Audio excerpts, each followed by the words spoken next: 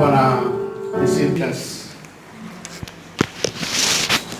sea con hermanos en la fe, sea con sus familiares, en su empleo, en la universidad, en el colegio, qué sé yo, ha tenido usted contiendas. ¿Cómo las ha solucionado? ¿Ha sido sencillo? ¿Ha sido fácil? ¿Lo ha hecho en sus fuerzas? Permítame llevarle a usted a estudiar un pasaje donde el Señor, a través de su palabra, nos dará unas pautas para afrontar este tipo de situaciones que obstaculizan nuestro diario vivir. Contiendas vamos a tener en todo lugar, en toda parte. Pero he ahí la razón de ser, de cómo las vamos a enfrentar. Hoy quiero compartirles un tema que he titulado Unidad y humildad al ejemplo de Jesús. Unidad y humildad al ejemplo de Jesús. Al comienzo del servicio la pastora daba la introducción leyendo todo el pasaje que está en Filipenses capítulo 2 del versículo 1 al 11. Y le coloqué ese título, Unidad y humildad al ejemplo de Jesús, porque vamos a ver esa situación que ocurrió ahí en esta congregación, en esta iglesia de Filipos, y cómo el Señor, a través de su instrumento, el apóstol Pablo, pudo dar respuestas a una situación difícil que se estaba presentando en este lugar. Y yo quisiera, a manera de contexto, comentarle lo siguiente, para que nos centremos un poco en lo que es la carta. Fue un acontecimiento en la historia de las misiones cristianas, cuando el apóstol Pablo llegó a Troade en su segundo viaje misionero. Troade estaba situada en la costa noroeste de Asia Menor, al otro lado del mar Egeo, desde Grecia. Esto se encuentra registrado en Hechos 16. Una noche, en una visión, se apareció un varón macedonio al apóstol diciéndole: pasa a Macedonia y ayúdanos. Inmediatamente Pablo preparó su travesía a Macedonia con Timoteo, también con Lucas y Silas. Tocaron tierra por primera vez en el suelo europeo en Neápolis y luego viajaron tierra adentro a Filipos. Esta ciudad era en aquel tiempo una colonia romana gobernada por funcionarios romanos. En todo el capítulo 16 de Hechos está narrado esto, cuando el apóstol Pablo en una visión ve a este varón y él le dice: pasa a Macedonia y ayúdanos, por favor. Y vemos como Pablo, dirigido por el Espíritu Santo, inicia esa travesía y llega a este lugar. Y dice la Escritura que un día de reposo ellos salieron y junto al río se reunían unas mujeres. Y allí Pablo empezó a compartir el mensaje, la palabra del Señor. Y dice la Escritura que el Señor tocó el corazón de esta mujer y ella abrió su corazón y recibió la palabra. Y fue ahí donde se inició esta congregación. Luego también narra ahí la Escritura que Pablo estuvo ahí en su casa, que muchos recibieron el mensaje, pero luego continuó su viaje. Y cuando iba de camino, una mujer que tenía un espíritu de adivinación constantemente estaba ahí diciéndoles como cosas: estos son hijos del Dios Altísimo, esto y lo otro. Y Pablo llega a un momento en el cual le dice: te mando, espíritu, que salgas de ella. Y la deja libre. Pero como esta mujer era una mujer adivina, esto representaba una ganancia para los hombres de este tiempo. Y entonces vemos como el apóstol Pablo se ve involucrado en una situación difícil y es encarcelado. Y ahí empieza a sufrir, pero luego más tarde También si ustedes lo leen, podemos ver que ellos están cantando, están orando y de repente sus cadenas caen al piso y ellos son libres.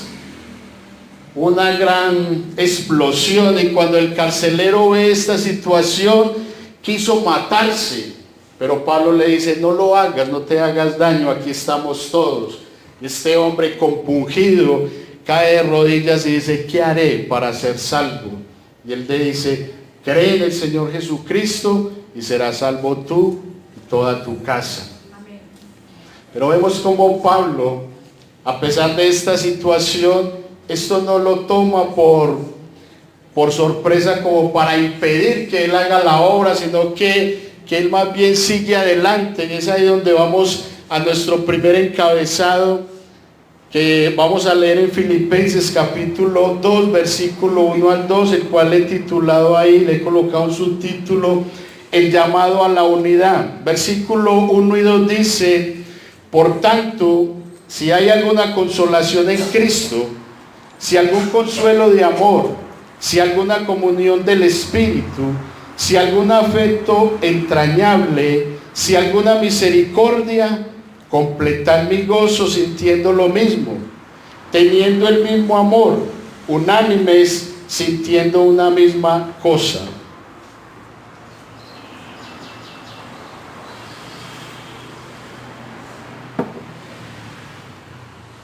El llamado a la unidad. Vemos en el versículo 1 cómo Pablo insta a la iglesia y los pone a pensar en esos elementos.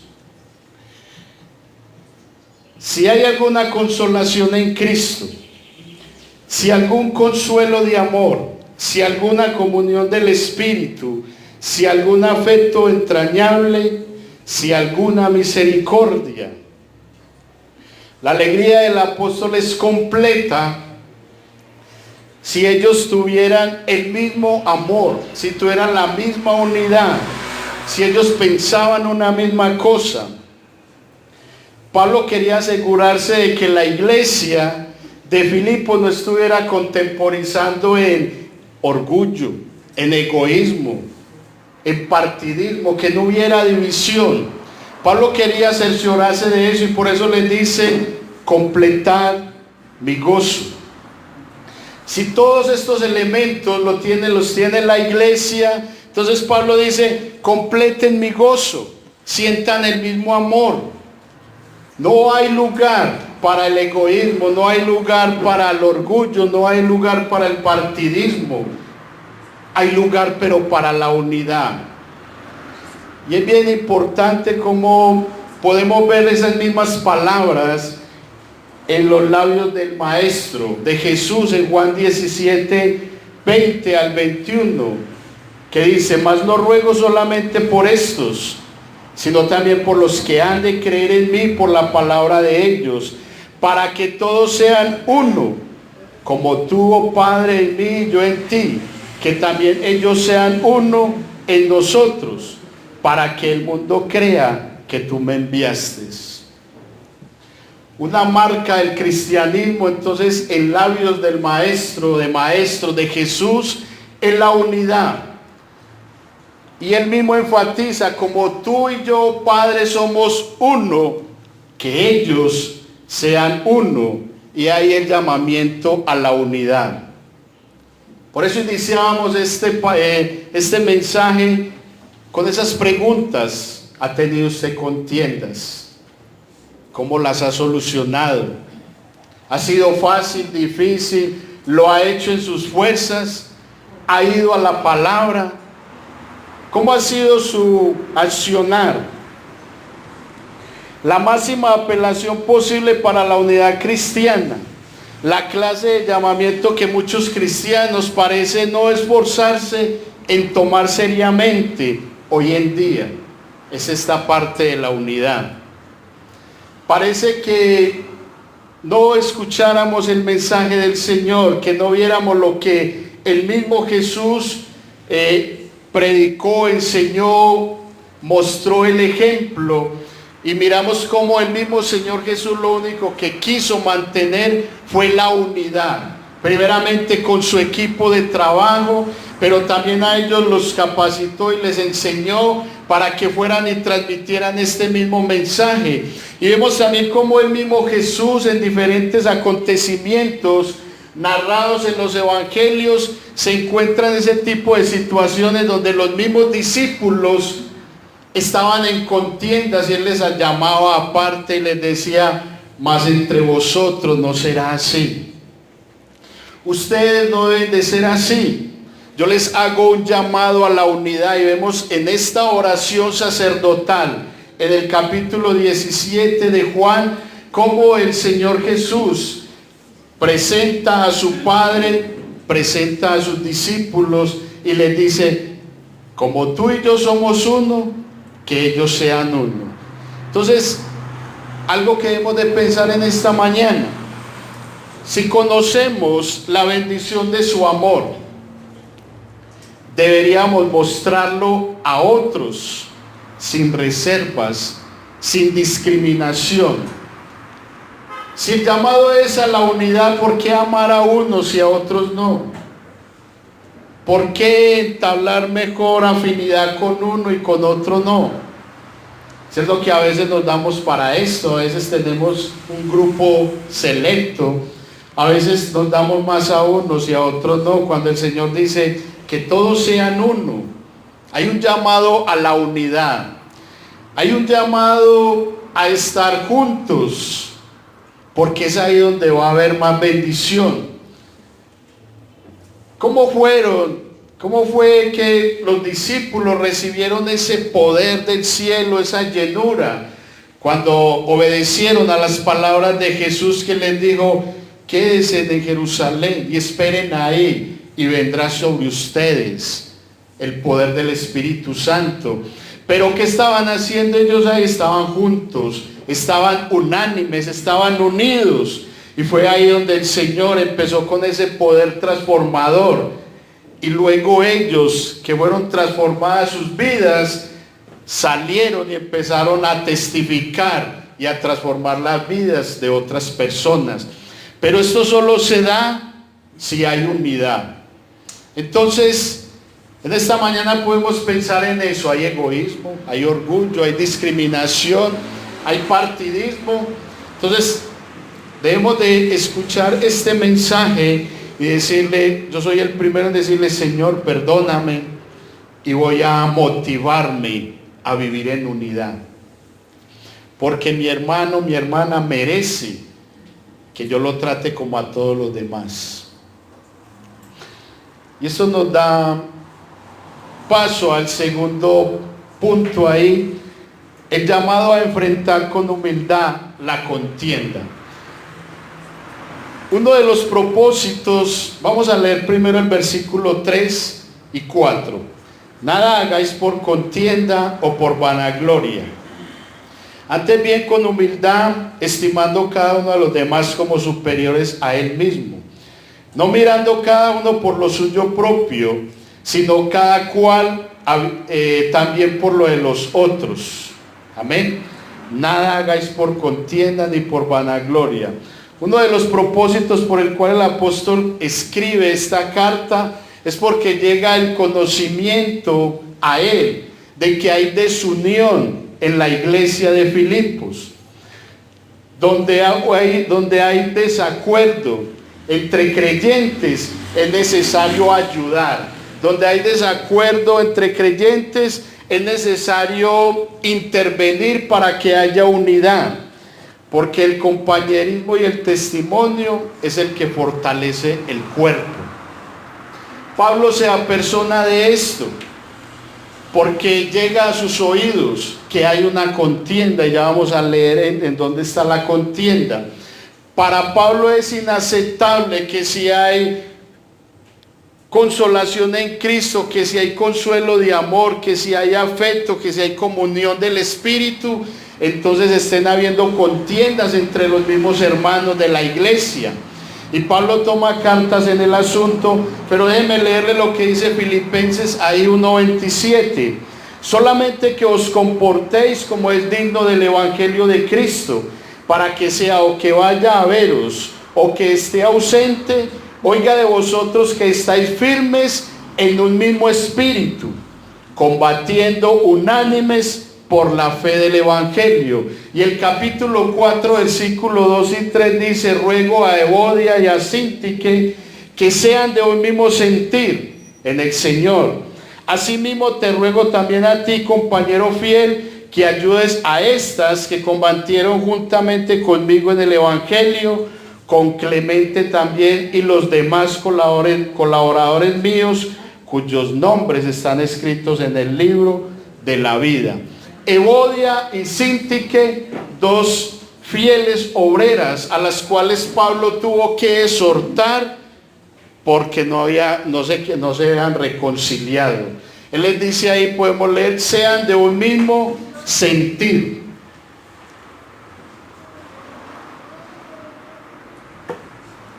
La escritura ahí no nos deja ver bien cuál fue la situación, pero Pablo interviene ahí con estas dos mujeres que son fieles obreras del Señor y les exhorta a la reconciliación. Romanos capítulo 12, versículo 16 dice: unánimes entre vosotros, no altivos, sino asociándoos con los humildes, no seáis sabios en vuestra propia opinión. Vemos ahí por la escritura cómo el apóstol Pablo, no solamente en este pasaje, sino también en otros pasajes, motiva a la unidad, motiva a la humildad, motiva a que el orgullo sea derribado y a que vivamos como el Señor lo manda, en unidad. Cuando usted lee el capítulo 1 de Filipenses, usted se va a encontrar ahí que Pablo mismo lo describe. Algunos predican a Cristo por contienda, otros por rivalidad, en fin. Pero el consuelo que le queda a Pablo es que sea por envidia, por contienda o por lo que sea, Cristo es predicado. Pero ¿qué dice ahí? Pero ustedes compórtense como es digno del Evangelio. No den pie a que se haga lo mismo que hacen los otros. Ustedes conmigo vivan como Dios manda que vivamos, en unidad. Pero es importante que nosotros revisemos esos dos encabezados del versículo 3 y el versículo 4. El versículo 3 comienza: nada hagáis por contienda o por vanagloria. La misma palabra ahí, contienda, se utiliza en el versículo 16 del capítulo 1, que dice la escritura: los unos anuncian a Cristo por contención, no sinceramente, pensando añadir aflicción a mis prisiones, pero los otros por amor, sabiendo que estoy puesto para la defensa del Evangelio. Rivalidad o contienda es la misma palabra ahí en el original.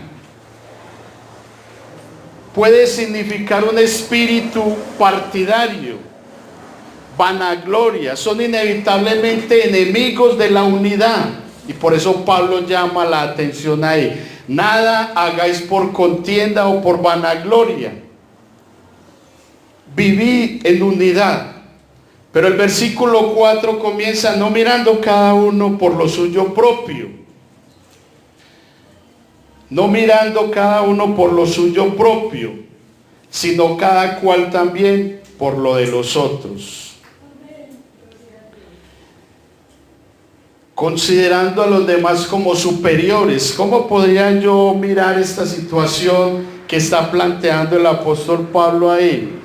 Usted y yo debemos de considerar, como Pablo considera este mensaje ahí, que en la iglesia hay personas que de pronto no tienen la suficiente potencia, no tiene, hay debilidades, hay fracasos, mientras que en otros hay fortalezas, mientras que en otros hay más habilidades que ellos. Entonces el apóstol Pablo llega y pone la iglesia a pensar ahí en eso: no hagan nada por contienda. No hagan nada por vanagloria. Miren a los demás como superiores a usted mismo. Usted se imagina si yo considerara a mi prójimo superior a mí mismo, él me considerara a mí, y así mismo todos nos consideramos superiores a mí mismo. Dígame qué tipo de contienda podría haber ahí en esa congregación o donde quiera que usted esté.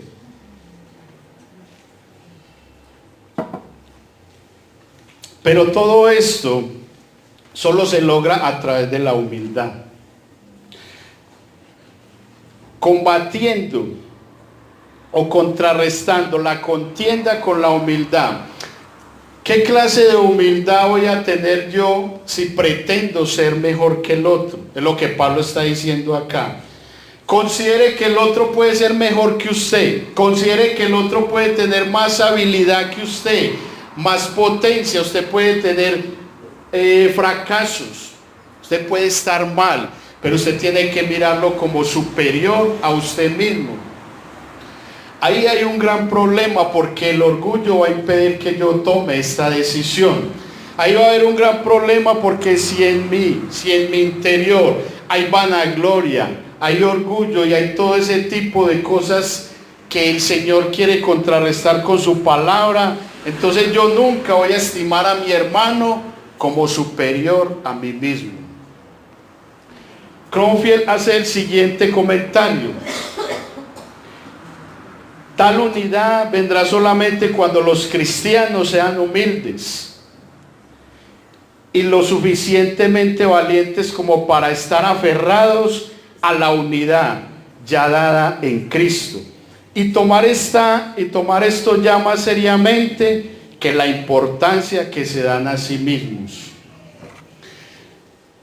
En otras palabras, cuando yo deje de preocuparme tanto por mí y me preocupe más por mi prójimo, por mi hermano, entonces se va a ir al piso la contienda, porque la humildad me va a ayudar a contrarrestar todo este tipo de situaciones.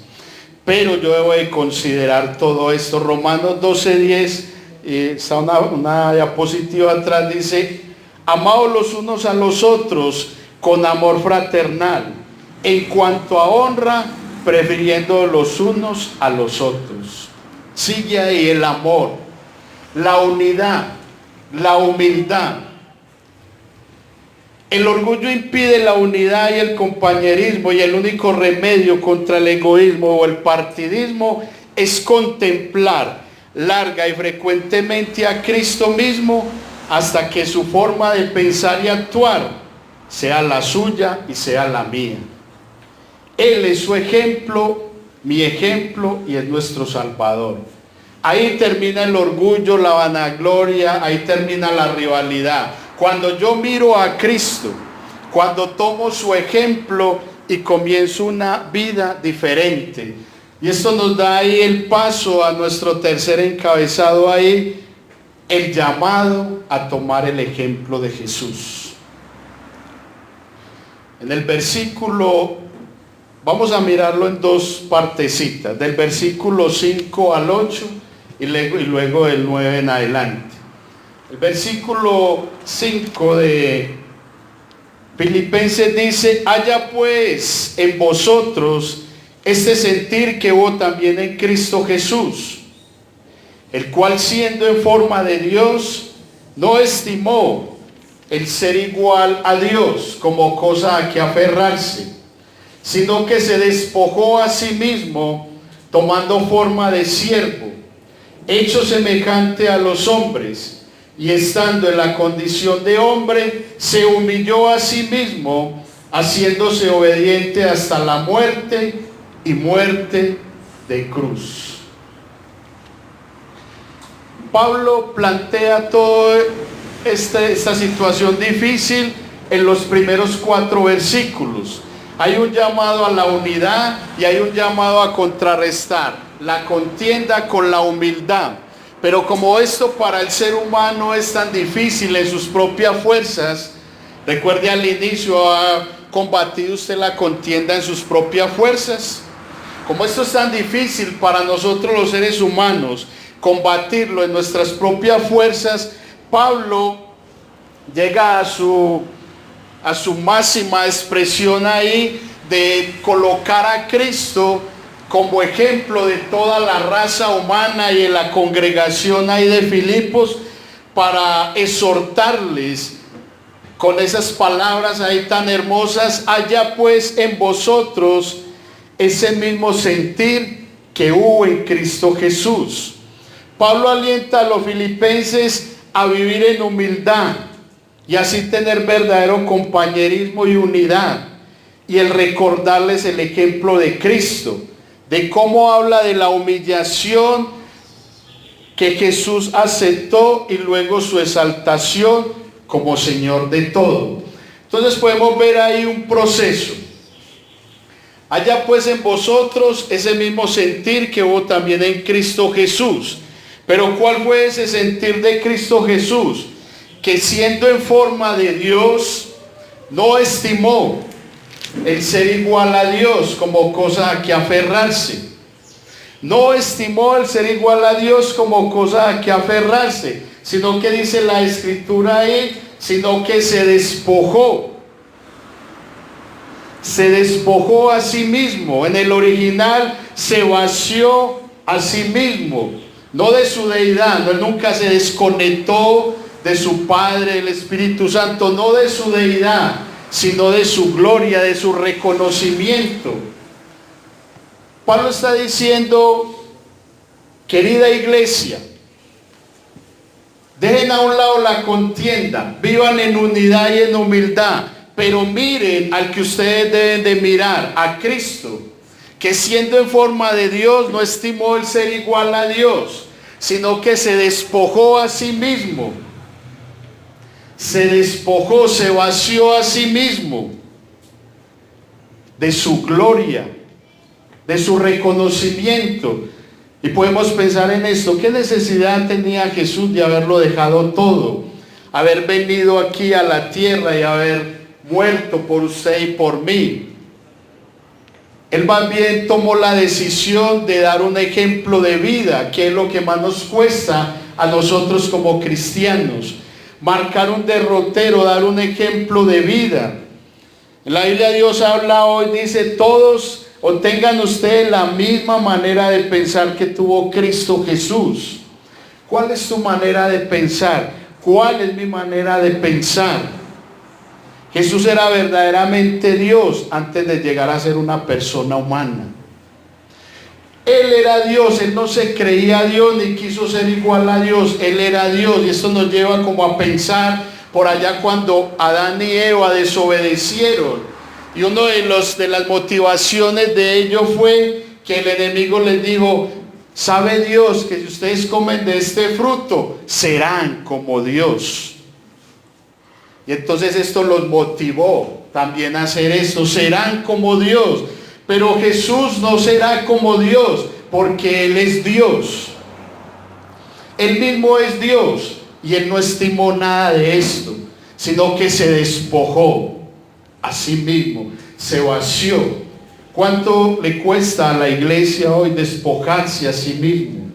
Morir al yo, morir a esta carne que siempre me impulsa a hacer lo contrario a lo que Dios quiere. ¿Cuánto le cuesta a la iglesia despojarse para satisfacer a Dios?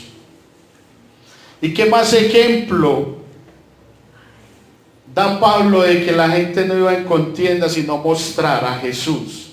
Cuando él mismo llega y con el mismo ejemplo le dice y ora por sus discípulos y enseña que ellos sean uno como tú y yo, Padre, somos uno. Yo creo que en la Escritura no vemos una contienda entre el Padre, el Hijo y el Espíritu Santo. Más bien se nos enseña por toda la Escritura la unidad. Y el fruto de esa unidad es la transformación de vidas.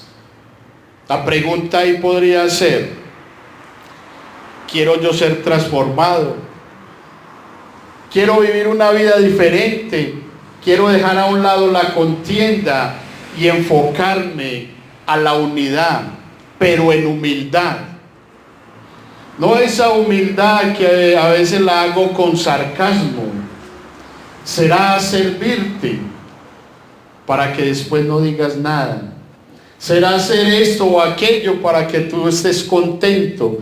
Pero ese será ya me indica a mí de que no hay humildad, sino más bien un orgullo ahí disfrazado. Lo hago porque lo tengo que hacer, no lo hago porque fue el mismo sentir que hubo en Cristo Jesús, que Él lo puso en mi vida. No lo hago por eso. Jesús estuvo dispuesto a dejar toda la gloria de ser igual con Dios. No consideró nada de esto como algo a que aferrarse. ¿A qué se aferra la iglesia hoy en día? A una posición. Yo creo que tiene más que ver con eso, una posición, que a mí me vean en un lugar privilegiado, pero no que me vean ahí, en lo más bajo, en la actitud de siervo. Por toda la escritura, estos grandes hombres de Dios y el mismo Jesús enseñó la humildad, la mansedumbre, la unidad. Enseñó una forma de vivir diferente. Pero no solo la enseñó, sino que la practicó. Y me parece muy importante que el apóstol Pablo tome estos versículos para ponernos a pensar, a meditar en esta hora. Haya pues este mismo sentir que hubo en Cristo Jesús. Se inclinó aún más bajo, haciéndose obediente hasta la muerte. Vivió una vida de total obediencia. ¿Vivimos nosotros en obediencia? ¿Hay en nosotros todo este sentir que hubo en Cristo Jesús? Miremos el versículo 9. Por lo cual Dios también lo exaltó hasta lo sumo y le dio un nombre que es sobre todo nombre, para que en el nombre de Jesús se doble toda rodilla de los que están en los cielos y en la tierra y debajo de la tierra, y toda lengua confiese que Jesucristo es el Señor, para gloria de Dios Padre. Pablo enseña que después de que Cristo se inclinara hacia nuestra humanidad y yendo hasta la muerte de la cruz, Dios lo exaltara. Ahí no dice que lo exaltara el hombre, sino que dice Dios mismo lo exaltó hasta lo sumo. Dios lo levantó con su poder porque ya había cumplido la obra acá en la tierra. Dios le dio un lugar privilegiado, un lugar que Él ya había dejado. Le devolvió su lugar. Ya Él había dejado su posición y había venido a la tierra. Ahora Dios mismo, después de haberlo terminado todo en total obediencia, Dios mismo lo exalta.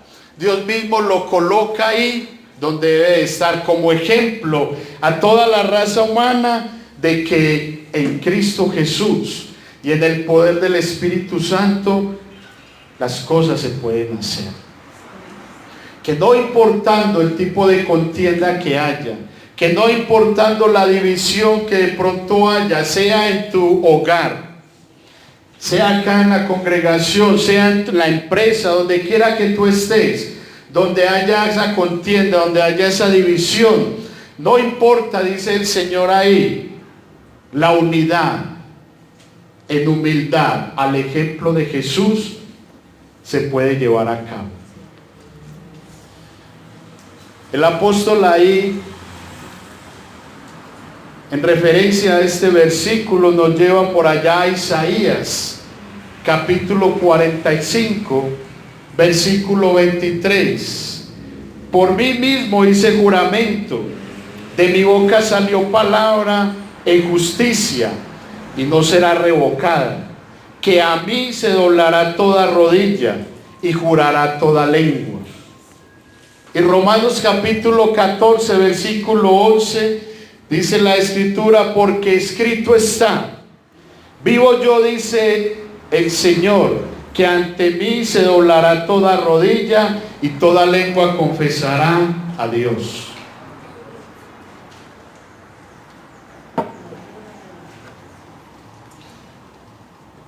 Nótese bien el proceso que comienza Jesús. No estima el ser igual a Dios como cosa que aferrarse. Se despoja a sí mismo y se vuelve a ser hombre como usted y como yo. Después muere, y muere en una cruz. Y apenas termina ese proceso, entonces el Señor lo exalta y lo pone en lo más sumo, en lo más sublime, y el Señor mismo ahí declara su palabra, que ante mí toda rodilla se doblará y toda lengua confesará que Jesucristo es el Señor. Creo que no hay una forma más clara de entender cómo combatir la contienda. Hay un contraste, el cual está marcado ahí por la Escritura. Los que están en contienda y no quieren dejar a un lado la vanagloria y vivir en humildad, a llegar a ese extremo de tomar el ejemplo de Jesús. Yo quiero invitar ahí a la iglesia a pensar un momento en todo eso. ¿Cómo es nuestra forma de vivir? ¿Qué papel juega mi vida cuando me veo frente a una situación como estas? ¿Qué he estado haciendo este tiempo al estudiar la palabra cuando el Señor me manda a vivir en unidad? ¿Cómo veo yo a Cristo ahí? ¿Cómo veo su ejemplo? Si el llamamiento es a vivir en unidad y en humildad al ejemplo de Jesús, ¿qué pautas ha marcado esto en mi vida?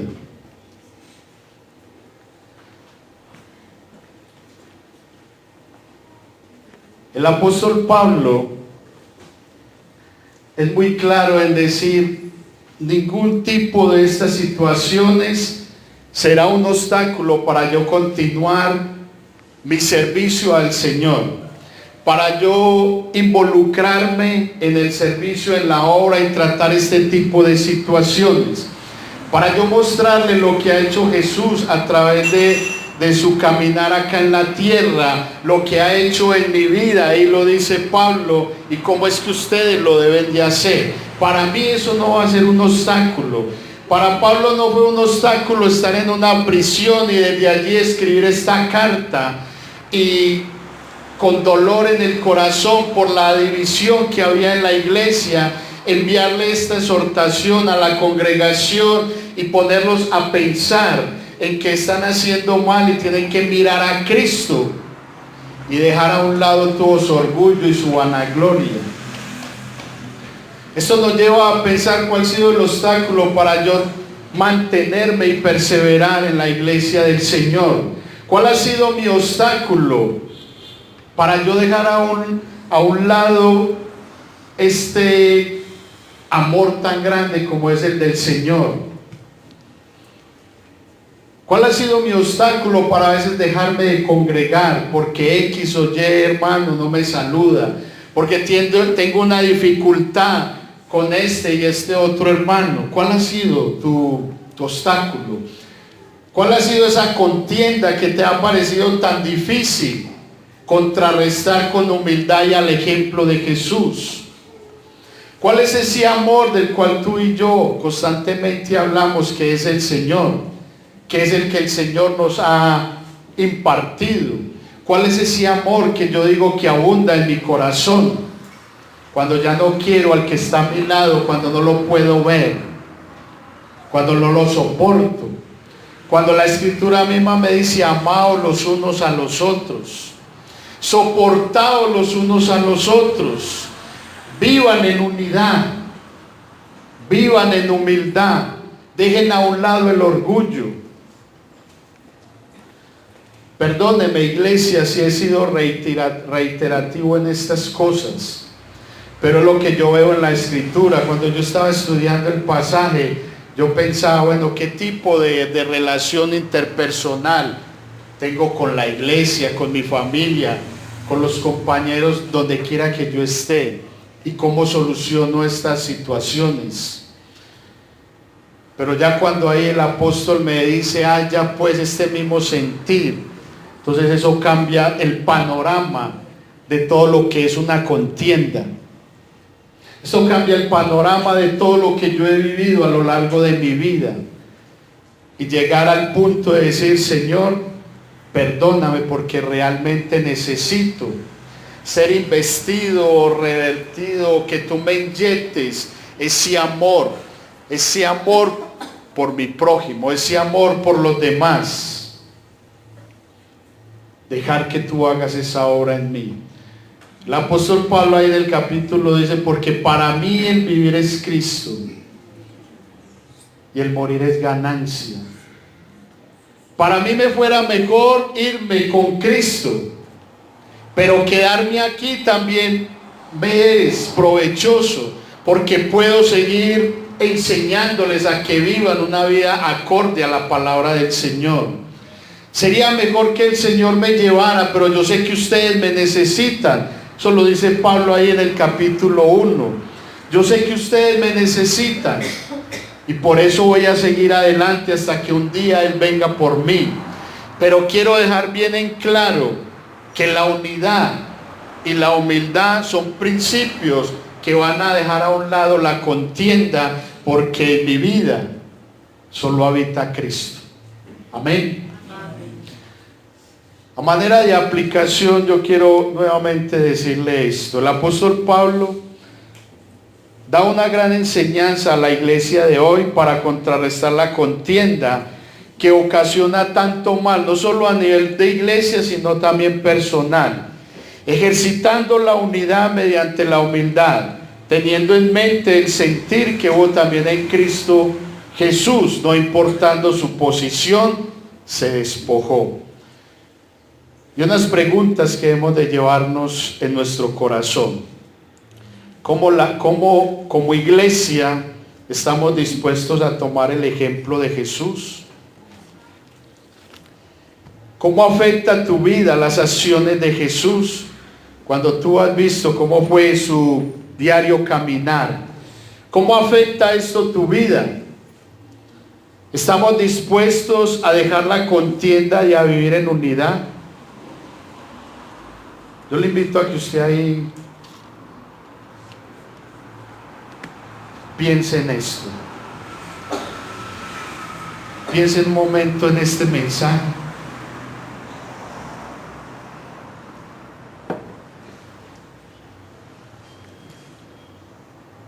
Si el apóstol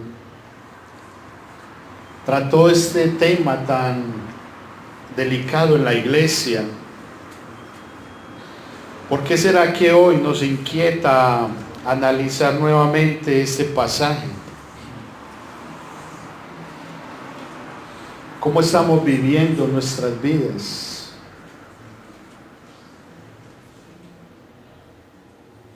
¿Cómo estamos viviendo en la iglesia, en nuestro hogar, en la empresa, en la universidad?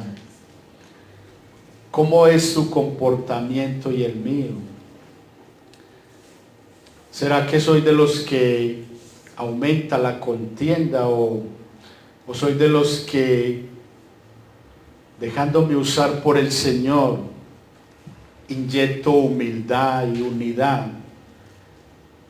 Y tengo siempre en mente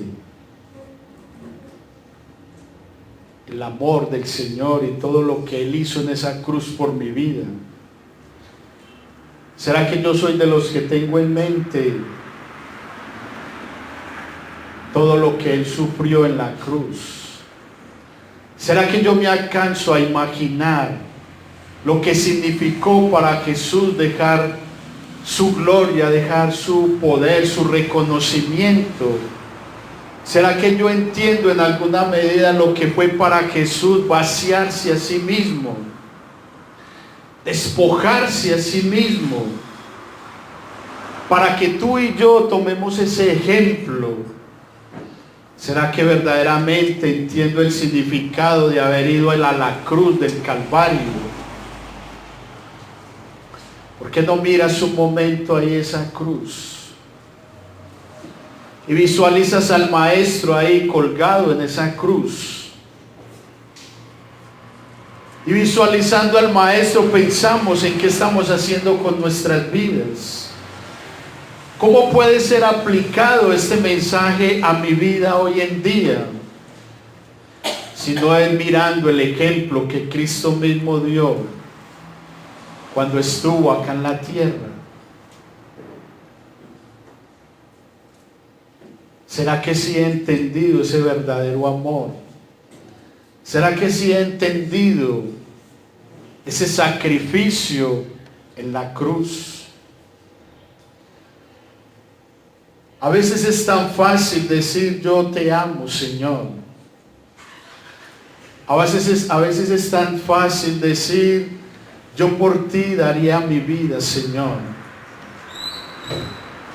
Pero me cuesta tanto demostrarlo. Pero me cuesta tanto vivirlo.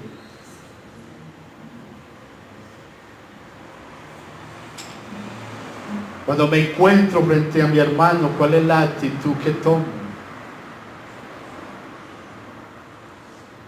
Cuando alguien ha hecho algo que me ha hecho enojar y quizás hace tiempo ni le hablo, pero voy a la Escritura y el Señor me dice debes de amar a tu hermano. ¿Cuál es mi actitud? ¿Por qué tan fácil digo yo amo a Dios, pero no amo a mi hermano? Y si digo que lo amo, no se lo demuestro. Cuando el amor es sacrificio, cuando el amor es entrega, cuando la Biblia me enseña por tanto amó Dios al mundo que dio a su Hijo.